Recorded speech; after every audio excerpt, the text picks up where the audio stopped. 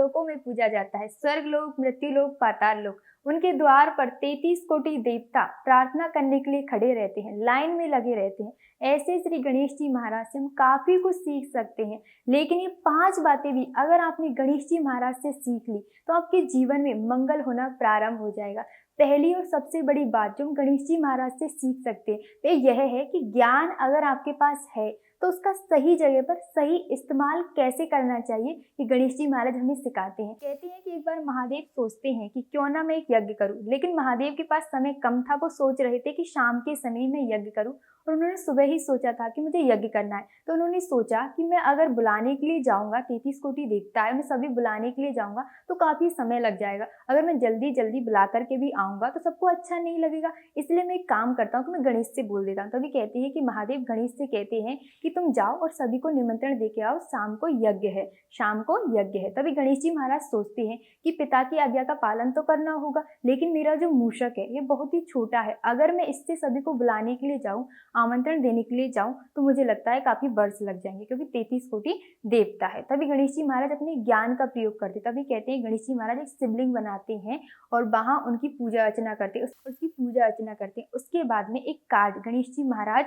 जो है महादेव को रख देते हैं, शिवलिंग के आगे रख देते हैं और कहते हैं कि आप ही सभी देवों के देव महादेव है, इसलिए मैं आपको ही निमंत्रण दे रहा हूँ, मुझसे नहीं हो सकेगा, इसलिए इस निमंत्रण के द्वारा सभी देवता यहाँ यज्ञ में पधारे। तभी कहते हैं कि शाम को जब यज्ञ होता है तब महादेव के यज्ञ में सारे देवता आते हैं। तो यहाँ पर गणेश जी महाराज अपनी इस लीला से हमें सिखाते हैं कि अपने ज्ञान का जो प्रयोग है हमें सही स्थान पर करना चाहिए, तो हो सकता है कि हम बहुत बड़ा कुछ कर सकते हैं। दूसरी बड़ी सी जो गणेश जी महाराज से सीख सकते हैं यह है कि गणेश जी महाराज की जो कान है वो बड़े हैं, वो हमें सिखाते हैं कि हमें सभी बातों को गौर से सुनना चाहिए, उसके बाद में हमें कुछ उत्तर देना चाहिए। पहले गौर से सुनो। कई बार क्या होता है कि हम किसी के सामने बैठे तो रहते हैं, लेकिन हमारा जो मन है वो कहीं और होता है, हमसे कोई कुछ बोल रहा होता है लेकिन हमारा मन वहां पर नहीं होता है। ऐसा लगता है जैसे हमने इसकी बात कुछ सुनी ही नहीं हो और हम उसके बाद में उसको उत्तर नहीं दे पाते। तो यहाँ पर गणेश जी महाराज अपनी इस लीला से हमें सिखाना चाहते हैं कि सबकी बातों को गौर से सुनो, उसके बाद में उत्तर देना चाहिए। कहते हैं कि एक बार भगवान श्री गणेश अपने मुनि पुत्रों के साथ खेल रहे थे, तभी कहते हैं कि वहां पर नाग कन्याएं आती है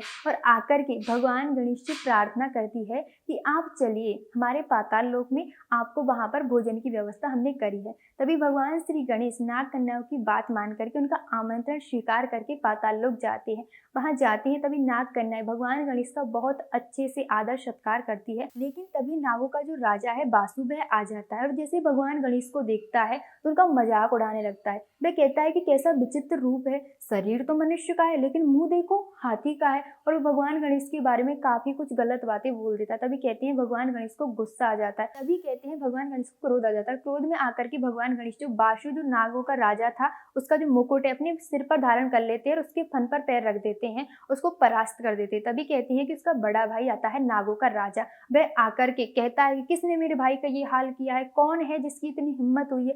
तभी कहते हैं कि गणेश जी महाराज चुप रहते हैं और कुछ भी नहीं बोलते हैं, सारी बातों को ध्यान से सुनते हैं। उसके बाद में जैसे ही वह नागों का जो राजा था, बड़ा भाई जो था बासु का, वह आकर के गणेश जी महाराज जैसे दर्शन करता है उनके चरणों में गिर जाता है और उनसे क्षमा मांगने लगता है, प्रभु मुझे क्षमा करो, मैंने आपसे इतनी तेज आवाज में बात की। तभी भगवान गणेश कहते हैं कि कोई बात नहीं। लेकिन यहाँ पर भगवान गणेश अपनी इस लीला से हमें सिखाना चाहते हैं कि हमें सभी की बातों को पहले ध्यान से सुनना चाहिए और फिर उत्तर देना चाहिए। तभी कहते हैं कि गणेश जी महाराज को पाताल का राजा बना जाता है, इसलिए गणेश जी महाराज पाताल के राजा है क्योंकि वे सभी बातों को ध्यान से सुनते हैं, उसके बाद में उत्तर देते हैं। तीसरी बड़ी चीज जो हमें गणेश जी महाराज से मिलती है वह यह है कि गणेश जी महाराज का जो पेट है वो बहुत ही बड़ा है, और कहा जाता है कि जो बड़ा पेट है वो हमें सिखाता है कि दुनिया में काफी सारी बात होती है। कोई किसी की निंदा करता है तो हमारे पास अगर उसकी निंदा आई है किसी सामने वाले व्यक्ति की, और वो हमसे कोई सामने वाला व्यक्ति किसी और व्यक्ति की निंदा कर रहा है, तो हमें उसके बारे में उससे ही जाकर के नहीं कहना चाहिए, उन बातों को अपने पेट में पचा लेना चाहिए। गणेश जी महाराज हमें सिखाते हैं। कहते हैं कि एक बार गणेश जी महाराज के पास सभी देवता आते हैं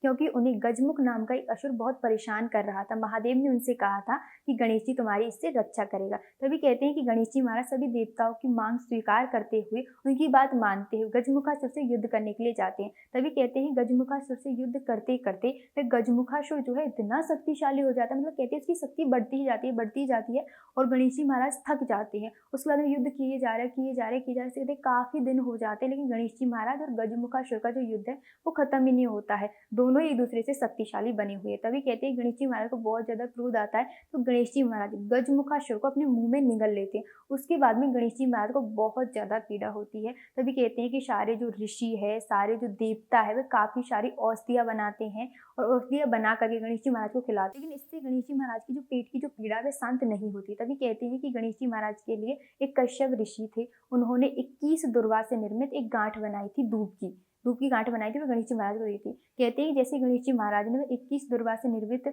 दूब की गांठ खाई, तभी कहते हैं कि उनकी पेट की जो जलन है शांत हो जाती है। इसीलिए हम गणेश जी महाराज को दूब चढ़ाते हैं। लेकिन यहाँ पर गणेश जी महाराज हमें सिखाते हैं कि किसी की रक्षा के लिए अगर हमें कोई संकट लेना भी पड़े, कि किसी की रक्षा के लिए अगर हमें कोई संकट लेना भी पड़े, अगर हमारे पेट में जलन भी हो जाए, कुछ भी हो जाए, तो हमें लेनी चाहिए। हमें किसी के संकट को हरना चाहिए। जैसे गणेश जी महाराज ने सभी के संकट को हरा था, अपने पेट में उस असुर को ग्रहण कर लिया था, उसी प्रकार हमें बुरे व्यक्तियों की सारी बातों को अपने पेट में ग्रहण कर लेना चाहिए, मतलब रख लेना चाहिए, लेकिन बोलना नहीं चाहिए किसी के सामने। कहते हैं कि बुरे जो व्यक्ति होते हैं, जो किसी की निंदा करते हैं, उन बातों को हमें पेट में रखना चाहिए, किसी के सामने बोलना नहीं चाहिए। गणेश जी महाराज हमें सिखाते हैं। वैसे तो गणेश जी महाराज हमें काफी कुछ सिखा सकते हैं। गणेश जी महाराज जैसे उस असुर को अपने पेट में निगल लिया था, हम तो ऐसा नहीं कर सकते, लेकिन हम इतना करें कि हम इतनी बातें हमारे आसपास हो रही है और किसी ने हमसे कुछ कह दिया है किसी के बारे में, तो हमें उसी व्यक्ति के सामने वो बात नहीं कहनी चाहिए, ताकि उसमें झगड़ा ना हो। इसलिए हमें नहीं कहनी चाहिए, हम ये कर सकते हैं। चौथी बड़ी चीज हमें भगवान गणेश से मिलती है। कहते हैं कि एक बार कुबेर आते हैं माता पार्वती और महादेव के पास और आकर के उन्हें न्योता देते हैं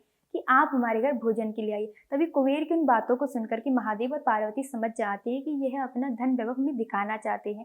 तभी महादेव कहते हैं तुरंत ही कि हम नहीं आ पाएंगे, हमें कुछ काम है, लेकिन हमारा पुत्र तुम्हारे घर जरूर भोजन के लिए आएगा, लेकिन ध्यान रखना वह खाता बहुत है। तभी कुबेर कहता है कोई बात नहीं, मेरे पास काफी धन है, काफी भोजन है, मैं उसका पेट भर सकता हूँ। तभी कहते हैं कि गणेश जी महाराज से महादेव कहते हैं कि आप जाइए कुबेर के घर, उसका जो घमंड है वह चूर चूर करके आइए और उसे सिखा करके आइए। भगवान को अहंकार पसंद नहीं है, भगवान को विनम्रता पसंद है। कहते हैं वहां जाते हैं गणेश जी महाराज, जाकर के इतना भोजन करते हैं कि कुबेर के घर में जितना भी बना था वो खत्म हो जाता है। कहते हैं कि कुबेर और भोजन बनाने के लिए सैनिकों को आदेश देता है। कहते हैं कि सैनिक बहुत सारा भोजन बनाते हैं और गणेश जी महाराज के आगे परोसते हैं, लेकिन गणेश जी महाराज की पेट की जलन शांत नहीं होती है। उनको जो है भूख लगती ही जाती है और वह कहते हैं कुबेर से और मंगवाओ। तो कहते हैं कि और बनवाया जाता है और ऐसे ही करते करते काफी दिन बीत जाते हैं, लेकिन गणेश जी महाराज को वे तृप्त नहीं कर पाते हैं। तभी उनका जो सारा धन है वैभव वो नष्ट हो जाता है, उनके पास कुछ भी नहीं रहता। तभी कहते हैं कि कुबेर भागा भागा जाता है महादेव के पास और जाकर के कहता है कि हे प्रभु, आपके पुत्र का पेट में नहीं भर सकता हूँ, आप मुझे कुछ उपाय बताइए। तभी महादेव कहते हैं कि तुम एक काम करो, एक मुट्ठी चावल उसके आगे जाकर के रख दो, सूखे चावल, बनाना भी मत, बस उसके आगे जाकर के रख देना। कहते हैं कि यही काम करते हैं कुबेर, आगे जाकर के एक मुट्ठी चावल रख देते हैं गणेश जी की। जैसे गणेश जी महाराज उन एक मुट्ठी चावल को खाते हैं और वो कहते हैं कि मेरा पेट अब भर गया है। यहाँ पर गणेश जी महाराज कहते हैं कि हमें अहंकार नहीं करना चाहिए। अगर अहंकार किए बगैर हम भगवान को चावल के दाने भी चढ़ाए तो मैंने स्वीकार करते हैं, अगर अहंकार करके उन्हें बहुत सारा भोजन भी खिलाए तो भगवान उसे स्वीकार नहीं करते, ना ही उनका कभी पेट भरता है। तो भगवान अपनी इस लीला से हमें सिखाते हैं। पांचवी बड़ी सीख भगवान गणेश की कृपा की यह है कि हम अगर भक्ति करते रहे तो एक दिन आता है जब भगवान दर्शन देते हैं, कहते हैं कि तुम्हें जितना चाहिए तुम उतना मांग लो। कहते हैं यही घटना आती है एक बार एक माता के साथ। कहते हैं कि एक माता थी जो भगवान गणेश की बहुत भक्ति करती थी। कहते हैं वो जन्म से ही भगवान गणेश की बहुत भक्ति करती थी और उसकी मृत्यु होने वाली थी, उसको बुढ़ापा आ गया था, तब भी वह भक्ति करती ही रहती थी। तभी कहते हैं कि भगवान गणेश उससे प्रसन्न होते हैं, आकर के दर्शन देते हैं कि मांगो माता तुम्हें क्या चाहिए। तभी वह कहती है कि हे प्रभु, आपने मुझे दर्शन दे दिए, यही बहुत अच्छा है, यही आपने मेरे ऊपर बहुत बड़ी कृपा की है, मुझे और कुछ भी नहीं चाहिए। तभी वह माता से कहते हैं गणेश जी महाराज कि तुम अपने पुत्रों से पूछ लो कि उन्हें क्या चाहिए। तभी माता जाती है अपने पुत्र के पास और माता अपने पुत्र से पूछती है कि बताओ पुत्र तुम्हें क्या चाहिए, गणेश जी महाराज पूछ रहे हैं। तभी पुत्र कहता है कि माता आप बहुत सारा धन मांग लो। तभी वह सोचती है कि क्यों ना बहू से पूछूं, तो बहू के पास जाती है। बहू कहती है कि आप क्यों ना पोता मांग लो। तभी वह सोचती है कि ये तो सभी अपनी मतलब की बातें कर रही है, क्यों ना अपने पड़ोसन से जाकर के पूछूं। तभी कहते हैं कि वो माता अपनी पड़ोसन के पास जाती है और उससे पूछती है कि मेरे घर गणेश जी महाराज आए हैं और वो उससे बोल रहे हैं कि तुम्हें कुछ मांगना है, तुम बताओ मैं क्या मांगू। तभी पड़ोसन कहती है तुम एक काम करो, तुम्हारी आंखों की रोशनी नहीं है, तुम आंखों की रोशनी मांग लो, तुम्हें बुढ़ापा आ गया है, कुछ दिनों में तुम्हें मृत्यु होने वाली है, तुम एक काम करो थोड़ी उम्र मांग लो। कहती है कि अब तुम्हारे पोता भी नहीं है, तुम पोता भी मांग लो, तुम्हारे घर में धन भी नहीं है तो धन भी मांग लो। तभी कहते हैं वो माता जाती है गणेश जी महाराज के पास और जाकर के कहती है कि प्रभु, अगर आप सच में मुझसे प्रसन्न है और मुझे कुछ देना ही चाहते हैं तो आप मुझे 9 करोड़ की माया दे, निरोगी काया दे, अमर सुहाग दे, एक पोता दे, आंखों की रोशनी दे और हमेशा घर में सुख समृद्धि दे और अंत में मुझे मोक्ष दे। तभी गणेश जी महाराज कहते हैं कि माता आपने तो मुझे ठग लिया, लेकिन यहाँ पर भगवान गणेश इस माता की लीला से हमें सिखाना चाहते हैं कि अगर हम प्रेम से हमेशा पूरे जीवन अगर भक्ति करते रहे तो एक दिन आता है जब भगवान हमें दर्शन देते और कहते हैं कि तुम्हें क्या चाहिए तुम मांगो।